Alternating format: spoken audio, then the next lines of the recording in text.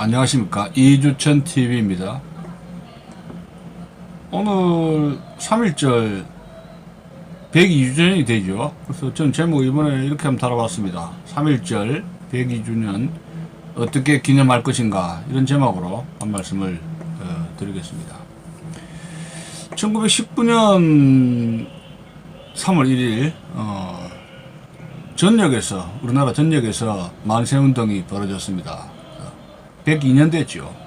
나라를 1904년, 1905년, 1910년 한일 합방된 9년 만에 만국의 서름을 떨치고 자주 독립을 해달라고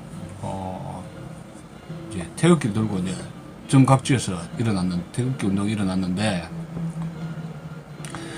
그때에 그렇게 왜 그러면 1910년 한일 합방되고 1919년까지 왜 그러면 조선민중들이 가만히 있었느냐, 뭐 그런 건 아니고요. 독립운동에 대한 여러 가지 이제 이런 논의도 있었는데, 고종이 그 당시에 그 경복궁입니까? 그게 일본 헌병에 의해서 강제로 말하자면 볼모로 잡힌 채 감금당한 상태였습니다. 그래서 독립운동의 지도부가 독립운동을 어떻게 해야 될 것인가, 누구를 대장으로 모실 것인가, 그런 문제가 하나 있고, 그 다음에 이제 국제 문제입니다.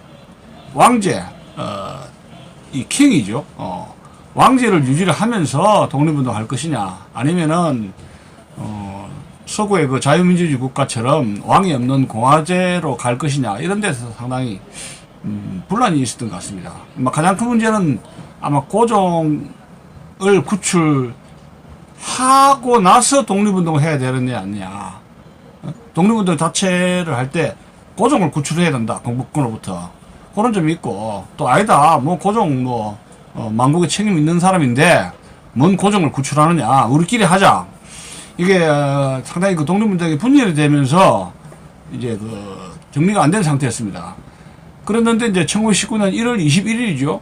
고종이 사망을 했는데, 일제가 음식에 독을 타가지고 죽였다, 일제의 고종 독살설이 장안에 확 퍼지게 됩니다. 그러면서 이제 이런 일제, 거기 더불어 일제 총독부의 사이 통감 정치에서 이제 이토 히로부미가 통감 정치를 하다가, 그 다음에 이제 총독이 바뀌면서 상당히 무자비한 무단 통치에 불만을 느꼈는데, 이제 폭발이 된 것이죠. 그래서 어떻게 보면 1919년 3.1 운동은 한국 독립운동의 시작이다, 이렇게 볼 수가 있습니다. 3.1 운동 바로 직전 이제 약 한 3주 전에 동경에서 한국인 유학생들이 이제 28 독립 선언서를 만들어서 선언했고, 그것이 이제 기본이 돼가지고 3.1 운동의 기폭제가 되었던 것이죠.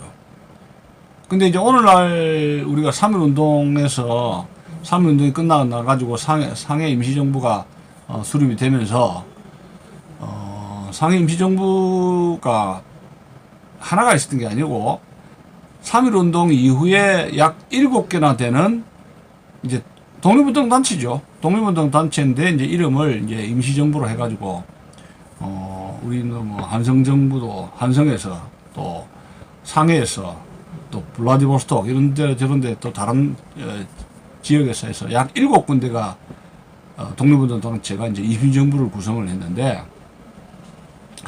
예를 들어서 매 문제 생긴 것이 3월 17일입니다.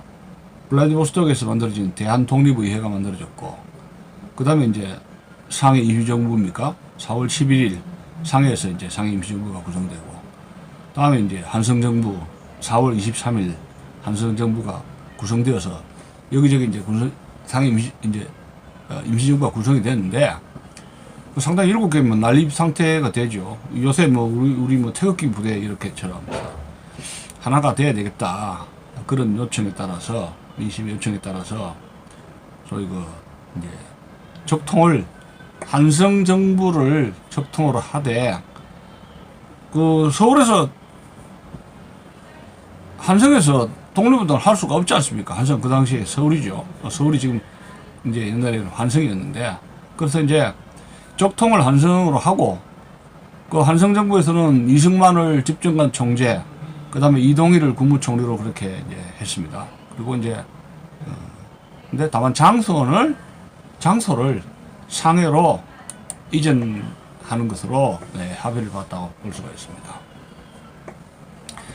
3.1 독립선언서를 내용은 여러분들 시청자 여러분들 잘 알다시피 조선이 독립국이고, 일제가 간섭할 게 아니다. 내정 간섭, 주권을 박탈한 건 잘못이다. 그리고 조선은 자주인민임을 선언해서 자주 독립의 당위성을 세계 여러 나라에게 밝힌 선언서라고 볼 수가 있습니다. 이것이 오늘날 1948년 대한민국 전헌법에 소위 대한민국 민주공화국이라든가 또 상권 분립에 기초한다는 또 인류 공룡에 이바지한다는 그런 것이 3.1 독립선언서의 기본적인 정신이라고 이렇게 볼 수가 있는 것입니다. 그러면 몇 년 전에 문재인 씨가 1919년 그 상해 임시 그것을 100주년이 되니까 그걸 건국을 기념하자 해서 난리가 났지 않습니까? 2년 됐구만요. 네. 상해 임시정부는 건국을 한 게 아닙니다. 상해 임시정부, 상해에서 임시정부를 수립을 했다. 그냥 일종의 독립운동 단체죠. 그런데 임시정부가 정부가 될 수도 없고 나라가 될 수도 없죠. 나라는 것이 세 가지 요소가 있어야 되는데 나라는 백성이 있어야 되지 않습니까? 주민이 있어야 되고 국민이 있어야 되고 그 다음에 이제 국민이 있어야 되고 또 영토가 있어야 되지 않습니까? 상해 그 조그마한데 이제 새빵 사람이면서 무슨 영토가 있었습니까? 그리고 독립운동 하는 사람 몇 사람이 이제 그룹을 짜가 몇 사람들 모여가지고 한 것이지. 많아봤자 수백 명밖에 안 되지 않습니까? 그걸 국민이라고 할 수가 없죠. 또 영토도 없었고 또 주권이 없었습니다. 상해 임시정부는 sovereignty, 주권을 가지고 있지 않았습니다. 주권은 누구에게 뺏겼습니까? 일본 제국주의에게 뺏겼죠. 그래서 국가가 성립돼야 될 세 가지 요소, 국민, 영토, 주권, 이 어느 세 가지도 충족하지 못했던 것입니다. 따라서 1919년 상해 임정, 상해 임정이 4월 달에 되었다가 설립되었다가 다시 9월에 확대 재편된 거 아닙니까? 한선 정부의 요인들을 받아들여 가지고 통폐합이 되면서 덩치가 커졌는데 어쨌든 간에 1919년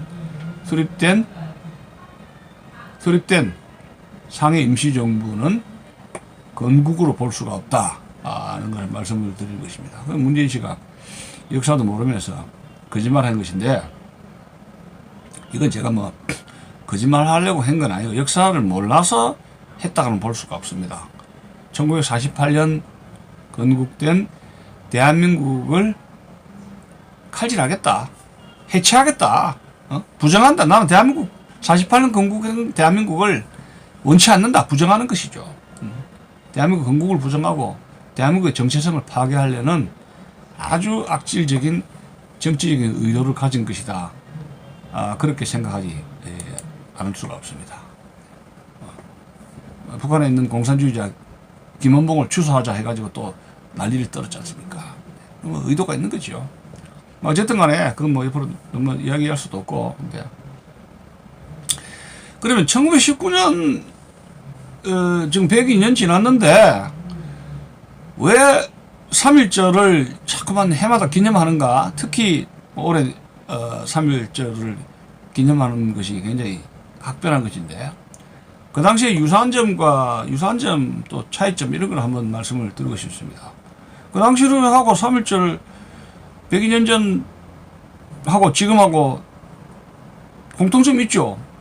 태극기 부대라는 겁니다. 태극기 신지, 태극기 주민들, 태극기 국민들이라는 거죠.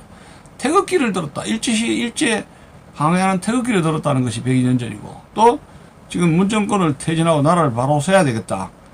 무너진 나라를 바로 서야겠다는 태극기 국민들이 지금 들고 일어났는데 코로나 방역을 핑계대고 여러저리 거리 맞추기 어쩌고저쩌고 하니까 지금 집회도 제대로 못하는 그런 지경에 처해 있습니다. 어쨌든 태극기, 국가를 생각하는 그 마음, 애국심에 가득 찬 마음은 똑같다 하는 점입니다. 자, 또 102년 전에 1919년 3월 1일 그 당시에 1919년의 정세는 참 암흑시대였습니다. 다크 에이지. 뭐 베르사유 조약에서 우드로 윌슨 대통령이 파리에 건너가가지고 소위 파리 베르사유 조약을 체결하고 아주 그 1차 세계대전이 끝나고 나가지고 소위 우드로 윌슨 대통령은 민족 자결주의를 내세워서 그 연설만 들으면 대한민국 아니죠. 그 한국도 조선도 독립을 한국민도 독립을 열강히 해줄 것처럼 그렇게 희망을 부풀게 만든 것이 우드로 윌슨의 그 제창한 민족 자결주의였는데 파리 강화회담을 통해서 아무런 민족에 대한 약소민족에 대한 어떠한 독립의 약속도 이루어지지 못했습니다. 우리는 상당히 굉장히 절망적인 상태였습니다. 우군이 자유진영에서 해외 세력에 우군이 없었고 국내 정치 세력도 상당히 분열되었죠. 국내 정치 세력도 단합이 안 된 상태에서 고종의 일제 독살설을 기점으로 해가지고 한번 뭉치자 해가지고 산업운동을 전국적으로 이루어진 거 아닙니까? 일제가 엄청나게 탄압을 했습니다. 교회에 가다 놓고 불을 지르고 불을 교인들이 밖으로 나올 때 기관총으로 그냥 막 갈겨버렸습니다. 그리고 이 맨몸에 태극기만 들었던 우리 손조들을 그냥 포성줄에 묶어가지고 총알 아깝다고 죽창으로 이 학살해 볼 수 있죠. 찔러 죽이는 그런 만행까지 저질렀던 겁니다. 국내 정치 세력은 분열되었고 민중들이 단합한 것이죠. 그리고 외세의 그 서포트 지지가 없었던 아주 아무런 상황에서 오로지 우리 선조들은 태극기만 들고 맨몸으로 일제의 이 무단 통치에 저항을 했던 것입니다. 지금 우리 우리 태극기 국민들 또 야당에 지금 부산하고 서울하고 선거를 치른다고 하는데 코로나 이렇게 해서 정부가 돈도 뿌리고 백신도 공짜로 준다니까 전부 다 코로나 하는데 엄청나게 지금 교회 탄압이 이루어지고 있지 않습니까? 네? 선거 어떻게 될지 아무도 지금 예측할 수가 없습니다. 트럼프 지금 재선하면 되겠나 했지만 그것도 펑크 나버렸죠. 우리가 믿을 수 있는 것이 아무것도 없어져 버렸습니다. 칠흑같이 어두운 세상을 지금 맞이하고 있는데 악법이 지금 더불어민주당이 주도한 국회에서 악법이 무대기로 지금 양산되고 있는 것이 이 현실적인데 이 악법의 내용을 보면은 자유민주주의 체제에서 사회주의 공산주의 국가로 가는 악법들이 어제 그저께부터 하나씩 둘씩 해서 무대기로 나오고 있다는 사실입니다. 이 상태면 우리 대한민국 자유민주주의 체제는 앞으로 2, 3년 이상 견디기가 어렵지 않는가 그런 생각을 하게 됩니다. 자, 우리가 과연 희망이 있다면 무엇을 희망으로 가져야 됩니까? 암담한데 그 빛이 어디서 나오느냐는 얘기입니다. 일제 식민지가 1910년부터 해서 1919년까지 9년 동안에 무단 통치를 하면서 신앙의 자유 박탈당했죠. 집회의 자유 박탈당했죠. 한국어 못 가르치죠. 학문의 자유 박탈당했습니다. 조선 민중들은 노예 상태였던 것이고 그 당시에 일제시대에 의회라는 것이 조선민족의 이익을 대변할 수가 없던 친일파로 이 구성이 된 것 아닙니까? 근데 지금 한번 봅시다. 자, 102년 전에 우리나라 지금 우리나라 상태가 어떻느냐? 중국 공산당과 북한의 김정은 노동당의 볼모 상태 된 거 아닙니까?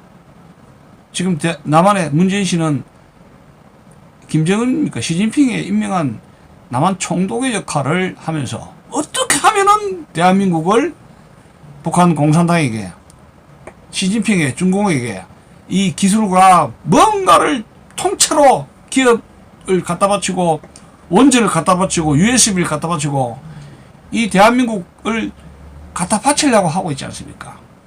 참 참혹한 이야기입니다. 정치적인 항의를 못하게 되십니다. 왜? 코로나 때문에. 교회도 갈수록 파괴되고 있죠. 교회 예배도 이제 제대로 못 드리고 있습니다. 예? 집회의 자유는 물론이고 표현의 자유가 점점 박탈당하고 있습니다. 뭐 여러 가지 법안이 나오고 있죠. 뭐 5.18이든지 뭐 4.3 사건 함부로 떠들지 마라. 그래서 입도 번긋하지 마라. 이런 악법들이 지금 양산이 되고 있지 않습니까? 그러면 과연 102년 전에 3.1 운동을 벌일 때 하고 지금 2021년 3월 1일 하고 참 비슷한데 다른 점이 뭐냐? 1919년 3월 1일 그 당시에는 망한 조선에는 사실 아무것도 없었습니다. 완전히 논두랑 농업국가 아닙니까? 그러나 지금은 산업국가지요. 1919년에는 민중들의 문자 해독률, 영어를 아는 사람들이 거의 없었습니다. 굉장히 일반 민중들의 학력이 수준이 굉장히 지금 그 당시에 뭐 국민학교 총독부가 뭐 의무교육을 했겠습니다만은 대학이라든가 동경에 유학을 간다든가 하는 것도 쉽지 않았고 뭐 미국에 유학 간다는 것도 지주계급의 아들 딸이 아니면은 굉장히 어려운 시대였기 때문에 일반 민중들의 학력 수준이 굉장히 낮았다 하는 점입니다. 문자 해독률이 굉장히 낮았다는 이야기입니다. 지금 그렇지 않죠.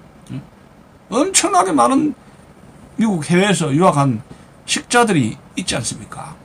근데 그 식자들이 지금 뭐 하고 있습니까? 지금 나라가 지금 망하는데 지금 우리나라 국민소득 3만 불입니다. 제가 말씀드렸지만 먹고 마시고 노는 거는 세계 빅3에 들어간다는 얘기예요. 빅3. 지금 코로나 때문에 지금 이렇게 마음대로 먹고 마시고 못하지만 제가 목격했습니다. 먹고 마시고 노는 수준은 세계 빅3에 들어간다는 얘기입니다. 또 1919년 3.1 운동 때와 우리나라의 다른 차이점은 그 당시에는 그래도 뭐 해외 동포랄까 하와이라든가 이런 미국 본토에도 뭐 이런 이민 간 사람도 있지만 지금처럼 많지는 않지 않습니까? 네. 지금 우리나라의 사람들이 전 세계에 많이 뻗어나가서 일을 하면서 직장을 가지고 있습니다. 국제결혼도 하면서. 해외 동포, 이스라엘처럼 해외 동포가 우리나라의 국력의 자산입니다. 뭐 일본은 마찬가지 말할 것도 없지만 특히 미국에 100만 명 이상 있는 해외 동포가 있죠. 그 미국의 소식을 소상히 접하고 있는 것입니다. 미국 교포들 또 무시 못한 또 우리의 재산이라고 할 수가 있습니다. 지금 이스라엘의 나라를 건국했지만은 전 세계에 뻗어 있는 이스라엘 민족들이 그 이스라엘의 국가의 큰 재산이 아닙니까? 우리나라도 마찬가지죠. 미국 교포들 100만 명 넘지 않습니까? 그런 재산이고. 또 얼마나 학력이 높습니까? 미국에 있는 이 교포들이. 그리고 애국 세력의 또 한 자산은 기독교 정신으로 무장해 있다는 겁니다. 물론 우리나라에 지금 태극기를 버티고 있고 이 나라를 버티고 있는 것이 그 주된 주류가 메인스트림, 지금 대한민국을 자유민주 체제를 지키려는 메인스트림 주류 종교 세력, 이런 기독교 교계라고 볼 수가 있습니다. 그래서 기독교 정신으로 무장한 채 이 자유민주 체제를 지키려고 그래도 노력하는 기독교 재단이 있다 하는 점입니다. 1919년에 우리 조상들은 맨몸으로 아무것도 없이 그냥 태극기 하나로 일제에 저항하기 위해서 전국에 나왔는데, 뭐 무장투쟁도 아니죠. 맨몸으로 갔는데, 지금은 애국 세력들, 광화문 광장도 들어가고 무슨 뭐 시청 앞 서울역 집회도 많이 갔지만은 애국 세력들이 뭐 정권은 뺏겼습니다만은 그래도 뭐가 있습니까?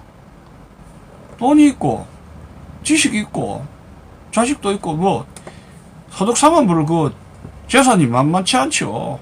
지적인 것, 그 다음에 물질적인 것, 또 이 세계적인 어떤 그 지인들이 갖고 있는 재산이 어마어마한 것입니다. 그렇다면 우리는 과연 이렇게 102년 전에 비해서 3.1 운동할 당시에 비해서는 지금 나라가 어렵습니다만은 우리 자신들이 가지고 있는 애국들이 가지고 있는 재산이라는 것은 엄청나다 할 수가 있는 것입니다.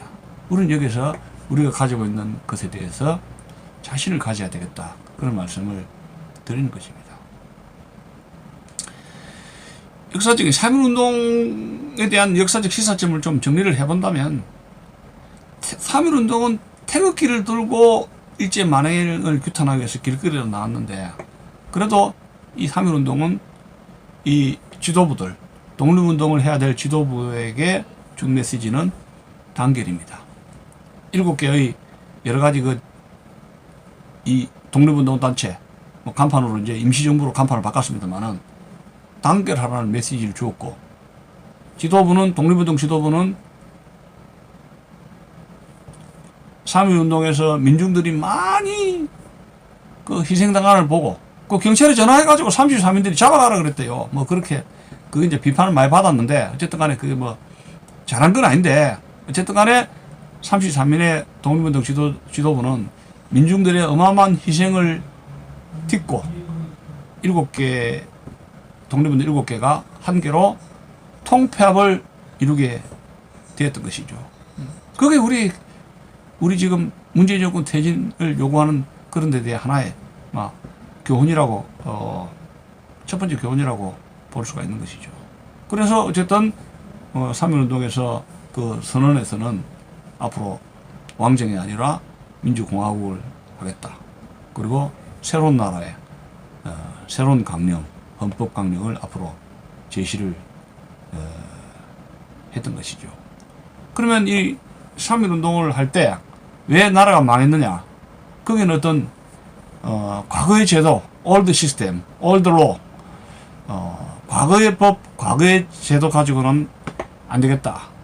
그래서 이제 이것을 리볼트, 리노베이션, 쇄신을 해야 되겠다.